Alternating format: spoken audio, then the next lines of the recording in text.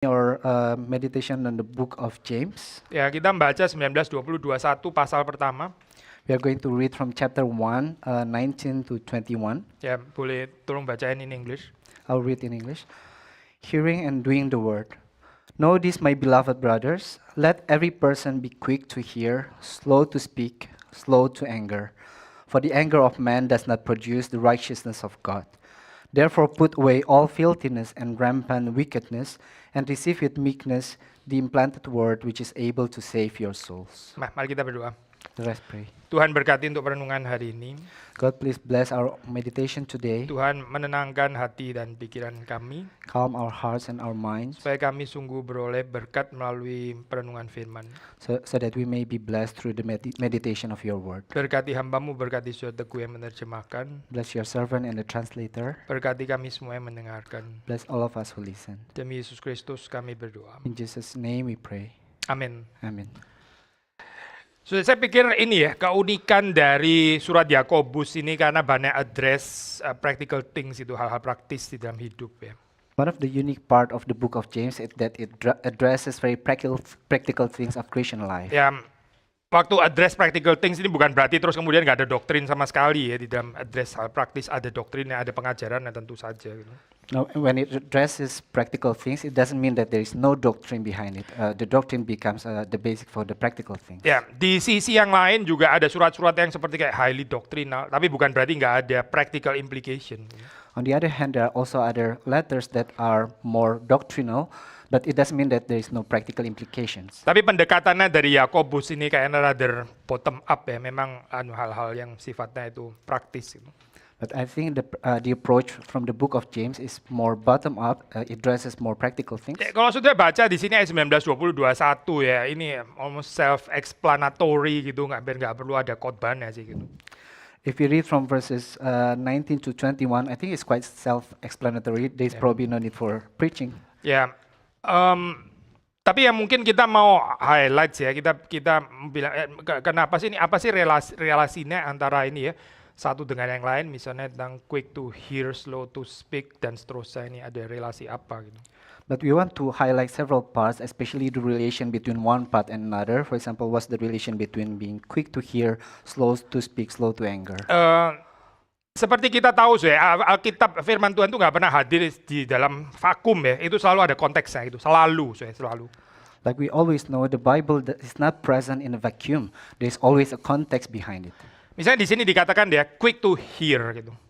For example, here is mentioned be quick to hear. Ya, setiap orang hendaklah cepat mendengar.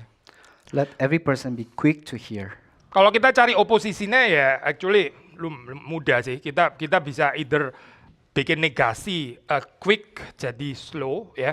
Maksudnya lambat untuk mendengar, atau kita bikin oposisinya hear jadi quick to speak gitu kan, cepat untuk berkata-kata gitu. If we try to find the opposite, we may say the opposite of quick to hear is slow to hear, or maybe on the other word, the opposite of quick to hear is quick to speak. Kita itu ada di dalam society di mana orang itu memang nggak suka mendengar ya, nggak suka mendengar. We are in a kind of society where people do not like to hear. Ya, orang itu lebih suka berkata-kata sih. Orang lebih suka ngajarin orang lain gitu. People prefer to speak, people prefer to teach others. Ya, kadang-kadang malah kita menaruh harga diri itu di dalam ini loh, the ability to lecture other people ya, Sometimes we even put our own dignity in our ability to lecture other people. Iya, kalau kita bisa lecture, the more saya exist gitu ya maksudnya ya. Dan karena itu banyak orang sok tahu ya gitu. If we lecture other people more, then we become more. We exist more. So there are a lot of people that become this kind of know-it-all. Ya, itu orang jadi cepet tua ya, itu kayak di satu keliling keluarga besar ada satu kakek tua yang ngomong semua demo ya gitu. Supaya ini cepet tua loh ntar ini selalu suka mengajar orang lain. It's like in this family setting where there is always the one that is the oldest that like to teach other people. So if we are like that, we are very quick to get old. Not to mention ini ya, society kita yang sangat dekat dengan ini sosial media ya, somehow everyone is an expert in everything ya, mulai dari pizza cooking sampai semuanya lah sudah gitu. Not to mention that our society is also very close to the social media culture where everyone is an expert of everything. Everyone is expert of pizza cooking and all kinds of other Sampai things. kadang-kadang bingung ya kita lihat info ini sesat atau enggak sih sebetulnya gitu, ngajarin cara makan lah, cara tidur dan sebagainya, ini bener nggak sih sebetulnya gitu. And it's up to the point that we are confused whether this statement is true or wrong. Is the statement that I'm reading from the social media is true or false? Itu orang pergi ke dokter ya dinasehati, tapi dok katanya saya baca di Instagram kayak nggak gini gitu. Let's imagine one person goes to the doctor and the doctor give them advice and then the person said, but I read from Instagram that is not the case. Ya ini pasien lulusan University of Instagram, University of WhatsApp dan University of Facebook. This is the patient that graduate from the University of Instagram, University of Facebook. Susah ya saya ini apa quick to hear itu betul-betul susah loh, itu benar-benar virtue yang luar biasa susah. It is really difficult to be quick to hear. This is a really difficult virtue to have. Tapi seperti kita pernah bicara ya saya, ini nggak sama sekali nggak menyinggung, ini sama zaman sekarang masih harus korek ngomong lah gitu ya, nggak menyinggung orang bisu ya saya. So of course, this is not trying to offend the people who are mute. In this age, where we have to be careful in offending other people. Orang bisu itu kan karena susah mendengar ya saya, karena memang ada persoalan di dalam pendengaran, karena nggak ada yang didengar benar, maka waktu ngomongnya juga nggak berdasarkan input yang masuk, karena dia nggak pernah ada input masuk yang benar gitu, karena tuli maksudnya.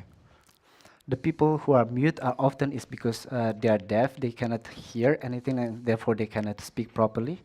Ya ini ya saya, orang yang nggak mau quick to hear, yang nggak mau mendengarkan ya, ngomongnya itu rubbish ya sebetulnya itu, nggak ada yang perlu didengarkan dari orang itu. Now the people who are not quick to hear, who cannot hear, whatever comes out of his mouth is often rubbish. It's not worthy to be Karena heard. nggak ada yang benar, yang masuk itu nggak ada yang benar. Waktu ngomong itu ngomong babbling yang nggak ada artinya, ya boleh, ya nggak usah didengar juga. Because nothing good comes to their ears. Everything that comes out of their mouth is just babbling. Quick to hear di sini ya saya percaya ada kaitannya dengan ayat 21 ya di situ, ayat 21. I believe that the verse here being quick to hear, there's a connection with the verse 21. Waktu di sini dibilang quick to hear ini bukan cuma quick to hear the ability to listen to other people, tapi juga the ability to be addressed by God Himself di dalam hal ini ya. Karena orang kalau nggak quick to hear, gimana dia mau terima firman Tuhan ya? Being quick to hear here is not, it doesn't just mean to listen to other people, but also to be addressed by God Himself. Orang yang di dalam kehidupannya itu punya kemampuan untuk mendengar, dan dia ya bisa diharapkan, kita bisa berharap dia bisa menerima firman Tuhan. Karena orang menerima firman Tuhan itu perlu bisa mendengar.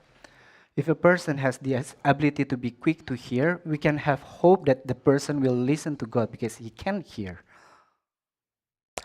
Kita orang beragama, kita orang Kristen, pasti kita juga ada doa ya. Kita kepingin waktu kita berdoa kita didengar oleh Tuhan.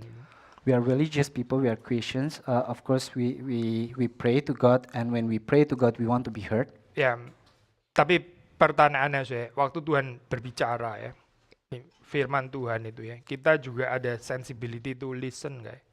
Atau kita cuma minta Tuhan tuh dengar saya, tapi giliran Tuhan mau bicara kita terlalu busy gitu ya, sampai nggak bisa dengar suara Tuhan. But the question is, when we speak to God, do we hear God when He speaks to us, or are we too busy to speak that we don't listen to God? Tapi kita kepingin kita didengarkan oleh Tuhan, tapi kita sendiri nggak pernah bisa dengar Tuhan. We want to be heard by God, but we never hear the words of God. Nah ini ya saya, makanya kita James Yakobus mengatakan be quick to hear, hendaklah kamu cepat untuk mendengar. That's why the book of James says, be quick to hear. Lambat untuk berkata-kata. Slow to speak. Lambat untuk lecturing orang lain lah saya. Lambat untuk ngajarin orang lain gitu ya. Slow to lecture other people, slow to teach other people. Ya, karena kita seringkali nggak qualified sebetulnya gitu. Because it's often that we are not qualified to teach other Ya, people. but again, ya kita hidup di dalam dunia yang sakit ya saya, sakit, yang menaruh dignitas kebanggaan itu di dalam ability to lecture and to teach other, akhirnya kita juga ikut sakit dan kita nggak sadar kalau kita ini sakit sebetulnya gitu. But then we live in this sick society that put our own dignity in our ability to lecture other people, and therefore we become sick again in the same way as the society Ya, is. orang berlomba-lomba jadi influential, didengarkan gitu ya. So, ada kebanggaan kalau dia didengarkan orang lain. Gitu. We have this race to be more influential to other people. We have this pride if we are hurt by other people. Padahal waktu orang berkata-kata itu nggak tentu ada isinya yang patut didengarkan orang lain loh. Tapi dia just ngomong aja gitu. Although when that person speaks, maybe there is nothing worth to be heard by other people, but he just speaks to other people. Saya suka satu kutipan yang seringkali attributed to Plato tuh, whether itu historically Plato atau enggak, mungkin saya nggak tahu ya, kita ada sekarang ini apa, nggak susah untuk cek kayak ya. Tapi anyway, kutipannya beautiful gitu, kutipannya ada yang ini apa, yang penting daripada orang yang pernah ngomong siapa gitu. I like this quote that is attributed to Plato. Kamu very wise terjemah.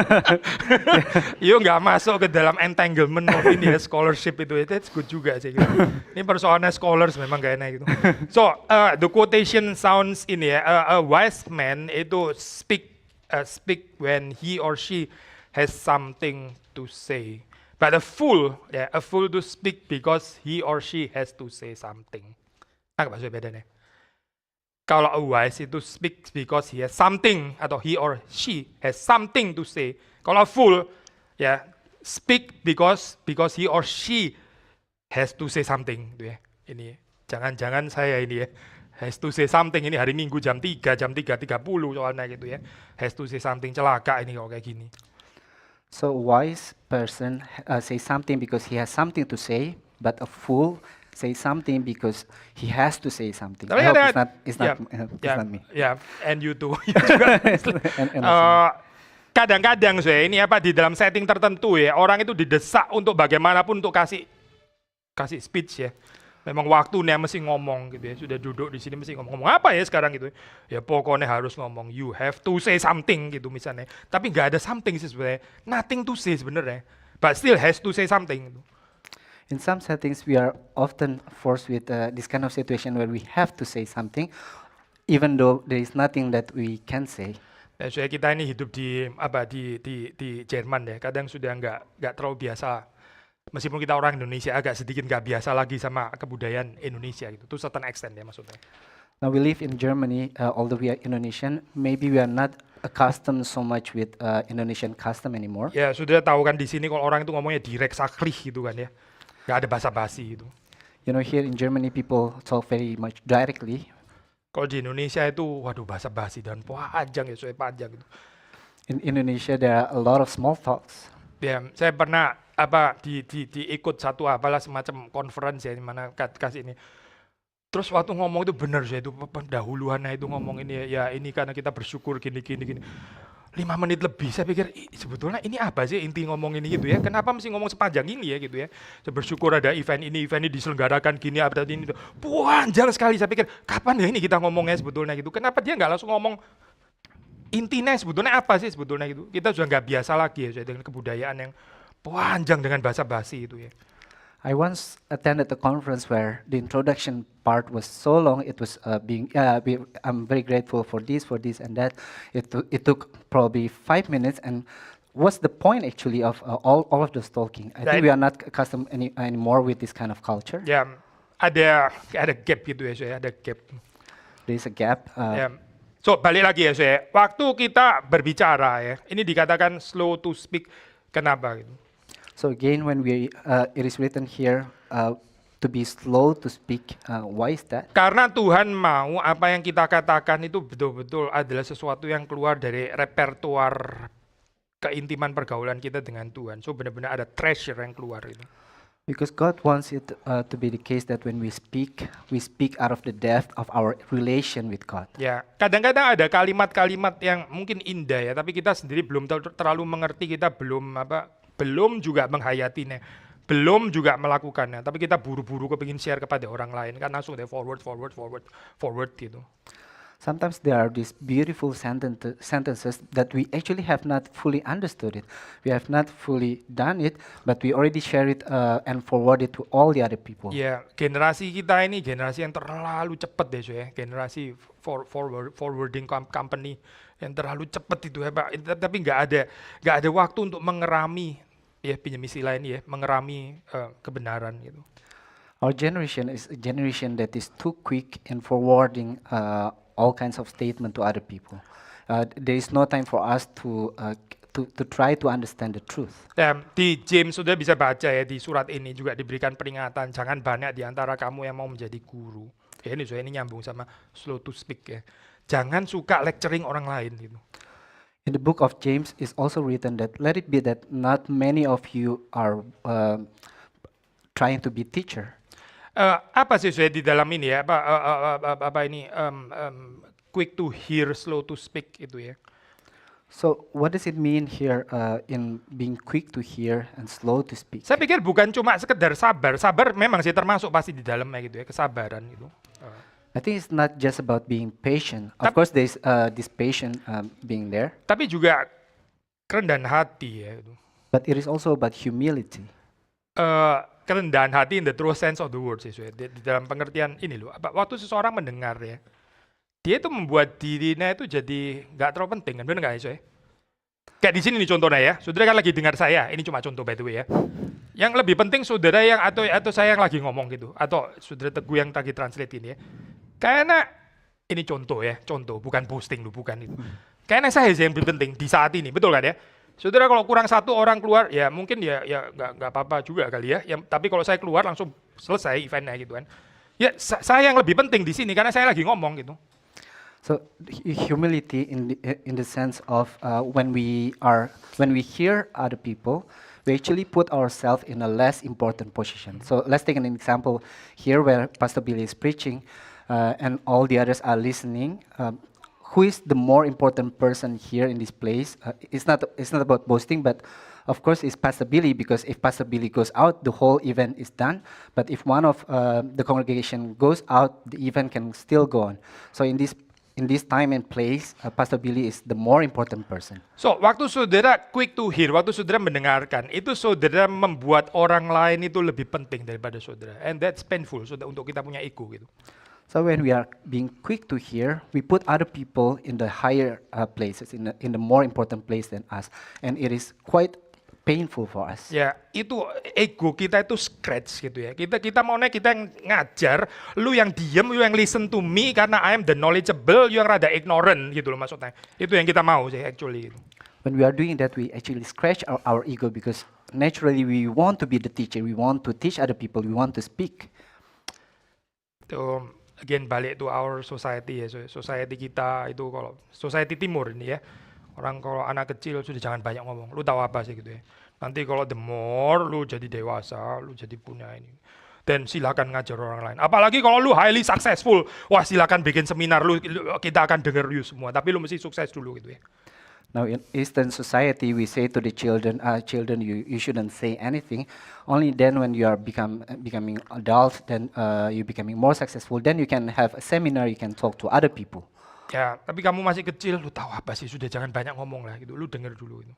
But when you're still small, do not speak too much, you just listen. Saudara tahu kedewasaan Kristen itu apa gitu? Do you know what it means by maturity in Christianity?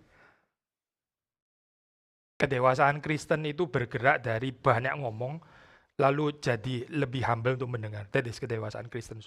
Totally kebalik sama jalan dunia ini. Christian maturity means that you move from speaking a lot to listen more, to being humble, to listen to other people more. Kalau saudara makin luap, makin tua, makin cerewet, makin sok tahu, itu berarti saudara bergerak ke arah immaturity namanya gitu. If the older you are, the more you talk to other people, then that means you are becoming more and more immature. Saudara nggak bertumbuh itu berarti gitu. In Christian perspective itu nggak bertumbuh, karena yang bertumbuh itu makin bisa dengar. From Christian perspective, you are not actually growing, because those who grow will listen more. Nah, tentu bukan berarti nggak boleh ngomong sama sekali ya, that's not the point. Tapi seperti dikatakan di sini ya, be quick to hear and slow to speak. Of course, it doesn't mean that you shouldn't speak at all, but it is like what is written here. You have to be quick to hear and slow to speak. Tuhan ya, saya Tuhan yang kita sembah itu dia punya all qualification ya, sangat memenuhi syarat untuk dia lecture siapa saja karena dia Tuhan loh. The God that we worship has all the qualification to speak to all other people, to lecture all other people. Tab- He is God. Tapi dia mendengar perkataan saudara dan saya kan, dia mendengar loh. But he listens to your words and my words. He listens. Dia mendengar doa saudara dan doa saya. Itu Tuhan.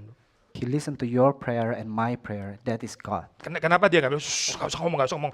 Listen gitu misalnya. Listen, now I'm lecturing you. Sebetulnya oke juga, Tuhan doing that juga oke. Tapi Tuhan itu sabar untuk mendengar kita. Itu Tuhan loh. Nah apalagi saudara dan saya ya. He, does, Harusnya. he doesn't say, "Shh, just listen. I will talk to you and you just listen."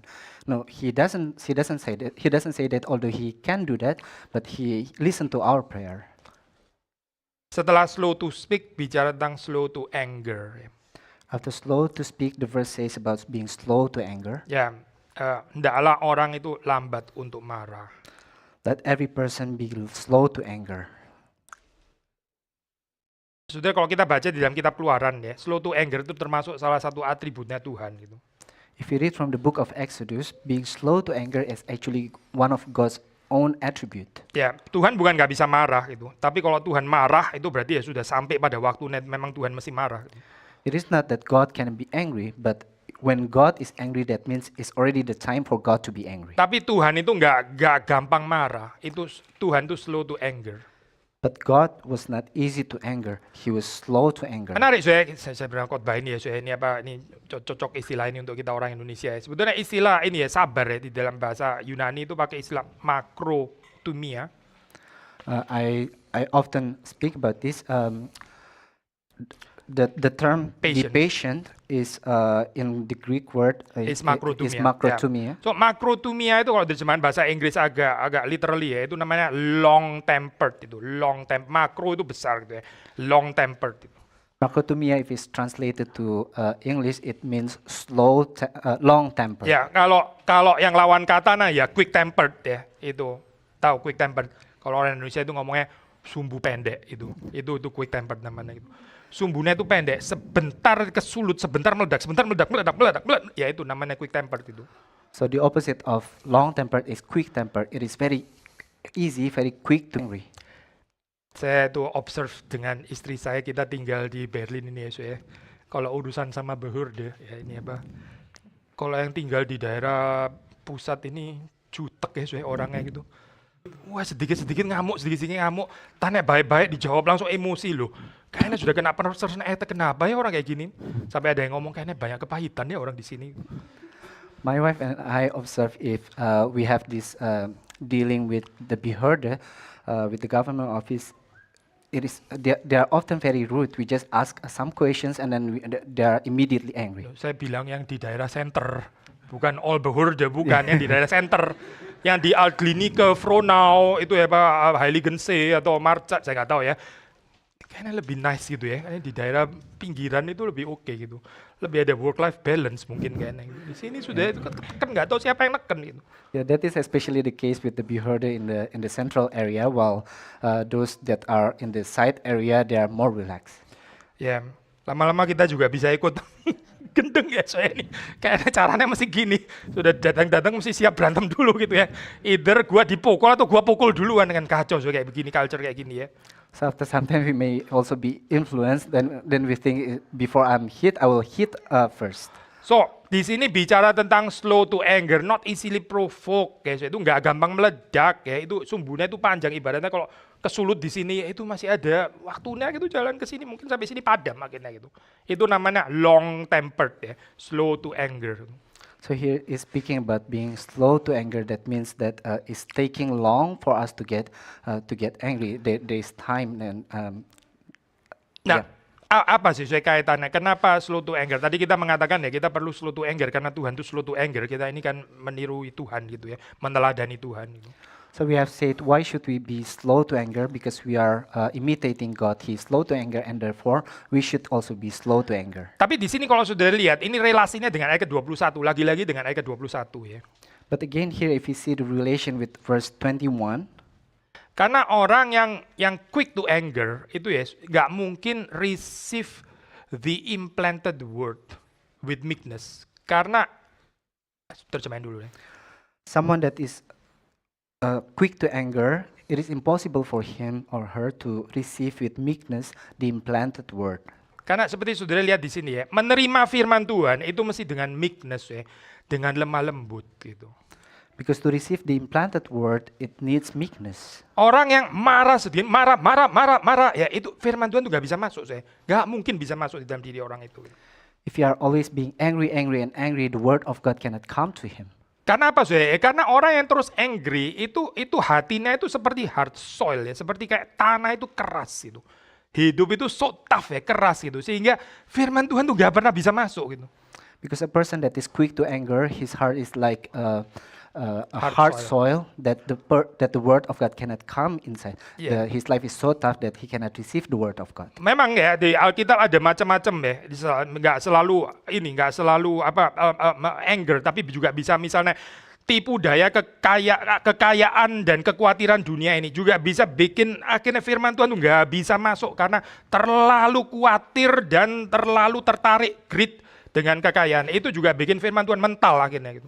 Indeed, it is not only about being anger. It is not about anger.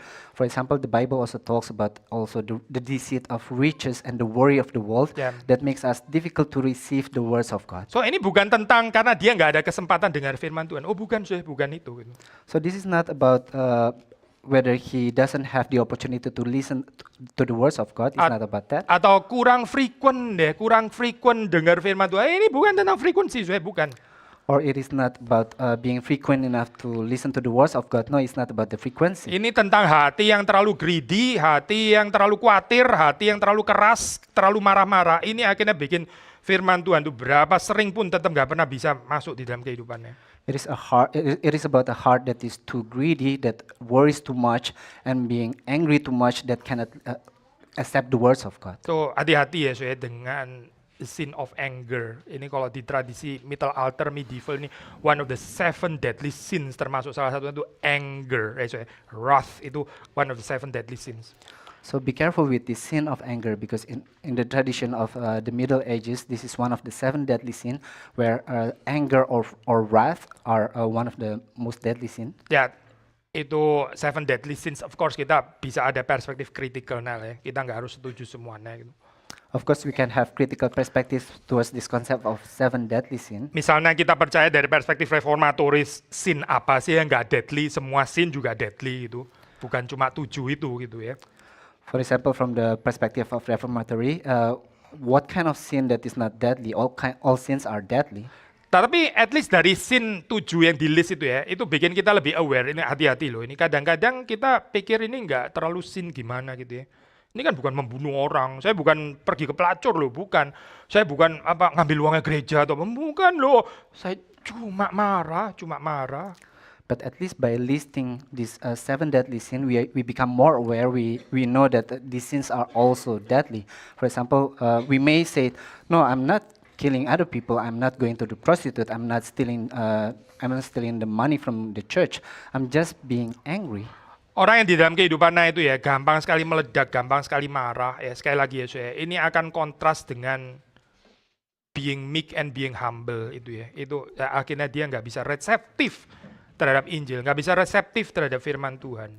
A person that is quick to become angry, is quick to explode. He's not meek, he's not humble, and therefore he's not very receptive to the words of God.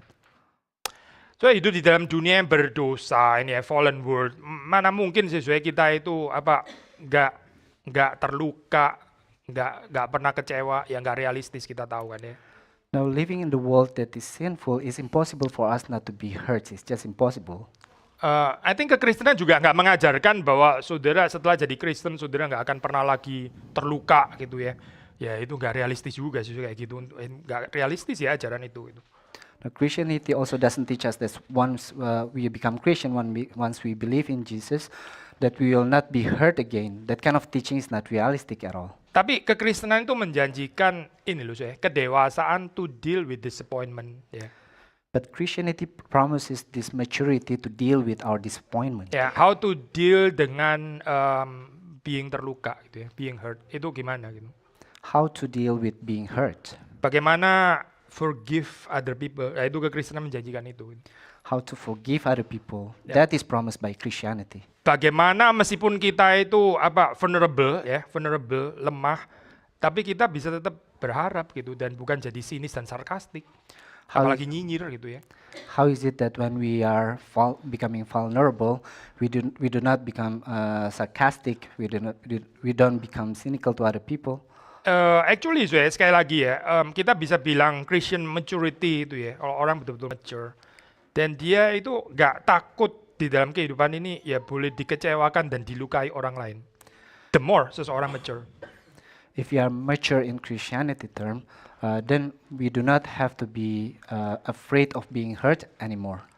Karena waktu kita mencintai itu ya, kita membuka diri kita tuh jadi vulnerable ya untuk dilukai, benar kan ya? Because when we love other people, we open our hearts to be vulnerable. Coba perhatikan kehidupan Tuhan kita Yesus Kristus. Pay attention to the life of Jesus Christ. Dia mencintai dan dia bukan cuma luka, dia mati di atas kayu salib. He loves and he was not just hurt, he even died on the cross. Nah, saudara dan saya mengaku percaya kepada Yesus Kristus, kita diundang untuk masuk ke dalam jalan ini, jalan yang sama, ya Yesus Kristus. You and I confess that we believe in Jesus Christ. We are also invited to walk in the same path as Jesus Christ. Ya, mengatakan datanglah kepadaku kamu semua yang letih lesu dan berbeban berat, ya I will give you rest. Aku akan memberikan kepadamu kelegaan, istirahat. He said, "Come to me, you who have heavy burden. I'll give you rest." Ya, lalu kemudian dia menyambung dengan kalimat belajarlah daripadaku. And then he continued with this sentence, Learn from me, because I am meek and lowly. Karena saya humble and meek, karena saya rendah hati dan lemah lembut. Lemah lembut. Dia cuma pakai dua atributin loh di situ. He used two attributes. He say, "Come to me, from me, because I am meek and lowly." Only these two attributes. Ya, orang yang lemah lembut, lemah lembut itu ya hidupnya itu penuh dengan kelegaan. A meek person, his life is full of rest. Orang yang terus angry gitu ya, even lebih angry daripada the angry bird. Dia itu hidupnya pasti restless banget, gak selesai. Hidup itu penuh dengan konflik gak habis-habis, malah lebih celaka lagi dia pikir inilah yang namanya kehidupan. Selama saya hidup, saya harus ada konflik gitu misalnya ya. An angry person, his life is never restful. He's always restless. He thinks that this is what life means. I need always to be angry. Gak ada peace, gak ada reconciliation, gak ada damai, gak ada shalom ya. Yang ada itu anger terus yang boiling terus gitu ya. There is no peace. There is no reconciliation. There is always this anger that continues to be boiling. Kita tahu anger itu merusak orang lain, destruktif untuk orang lain ya. Tapi juga nggak kalah destruktif untuk diri sendiri sebetulnya itu. We know that anger is destroying other people, but it is not less destroying himself. Kasihan deh sebetulnya orang yang terus-menerus berada di dalam kepahitan, kekecewaan, ini kemarahan, bitterness dan sebagainya. Orang kayak begini perlu ditolong sebetulnya. It is very pitiful for those people that live always in this bitterness, that always live in anger. These people actually need to be helped. Nah, Yesus mengatakan ya, mengundang, datanglah kepadaku kamu semua yang berbeban berat, yang letih lesu ya. Aku memberi kelegaan. And Jesus invited those people. He said, "Come to me, you who are weary and have heavy burden." Laden ya. Salah satu rahasianya kelegaan yaitu dengan lowly of heart, lowly in heart, rendah hati dan kelemah lembutan. Ini ya, yang satu paket dengan kelegaan, true rest in God. One of the secret is to be lowly and meek, and which is very close to have rest. Martin Lloyd Jones pernah menjelaskan ini ya, meekness di dalam satu penjelasan yang sederhana yang menarik itu. Once Martin Lloyd Jones explained about this meekness with one simple explanation. Dia pernah bilang kayak gini. Kita waktu berdoa kepada Tuhan ya, kita bisa bicara tentang kehidupan kita itu yang sejelek-jelek. Oh Tuhan itu ya saya ini orang yang lemah, berdosa, ya dan seterusnya. Gitu kan ya, saya berdoa ngomong sama Tuhan gitu. He said that when we pray to God, we may talk about our life in a negative sense. For example, we say that, yeah, God, this is my weakness, this is my sin. Ya, coba saudara pas lagi doa bareng gitu ya, doa bareng. Kita di sini kan ngomongnya doa buka suara kan ya. But let's think about when we pray together. When we pray together, we usually pray out loud. Ya, waktu saudara berdoa, oh ya Tuhan tolong hambamu yang lemah ini, yang kurang berdosa. Terus kalau sebelahmu bilang, ya Tuhan betul, memang dia kurang dan penuh kelemahan. Saudara langsung mulai melek gitu ya. Terus maksudmu apa? Imagine when we pray to God, we say that, yeah, God, please forgive me because I'm weak and I'm sinful. And then another person besides us say that, yes, God, He is weak and He is sinful. Then we may be angry. What do you mean? Poin yang saya mau bilang adalah saya, waktu kita ngomong ke Tuhan ya, kita taruh diri kita tuh serendah mungkin itu. Katanya lowly in heart. Tapi kalau yang ngomong orang lain, wait, nanti dulu, kualifikasimu apa ya? Ngomong tentang saya seperti itu gitu. Ada discrepancy ya saya di sini gitu. My point is that when we pray to God, we put our heart and ourself in the lowest position. While when we speak to other people, it's not the case anymore. When other people rebuke us, we say, wait, what is your qualification? Dia kayak film apa sih? Wednesday ya. Tuh. Only me who can pukul my brother gitu ya. Tapi kalau lu yang pukul my brother, lu saya kasih piranha lu gitu ya. Nonton gak sih ya? Itu yang boleh marah-marah sama my brother cuma saya gitu. Kalau saya orang tuanya saya marah-marah.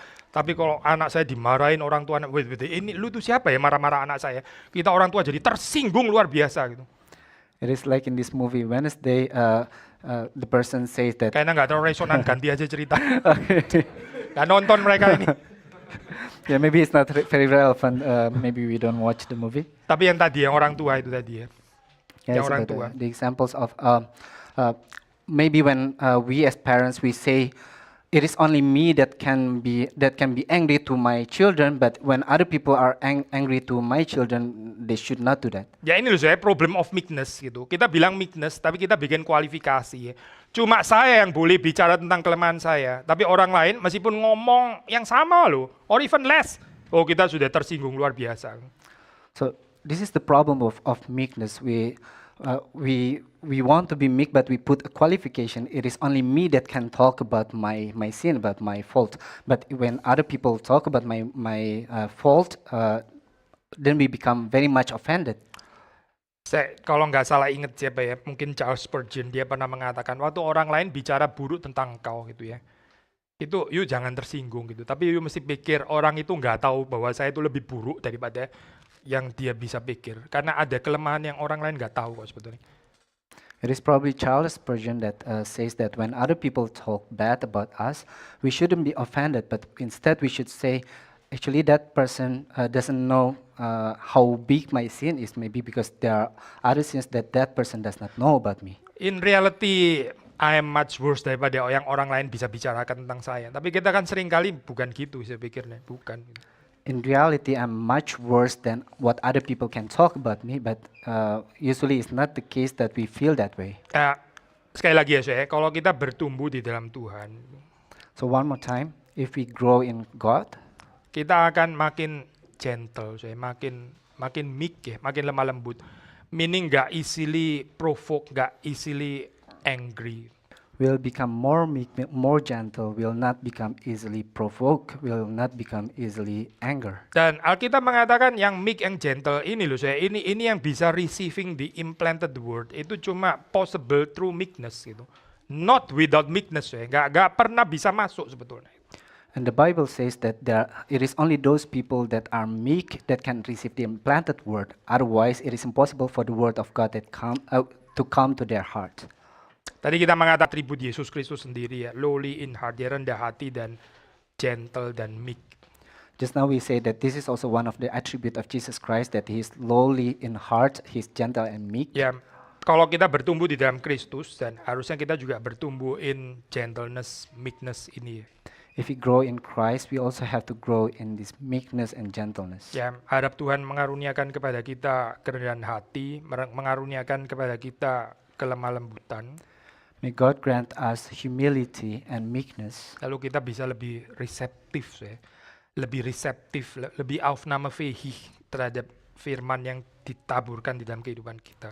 so that we may become more receptive towards the words of God that is poured on our heart. Tuhan berkati kita semua. May God bless all of us. Kita masuk dalam doa, Let Saudara us Teguh pray. boleh. Yeah. I will lead us in prayer. Let us pray. Our Father in heaven, we give thanks to you for your words.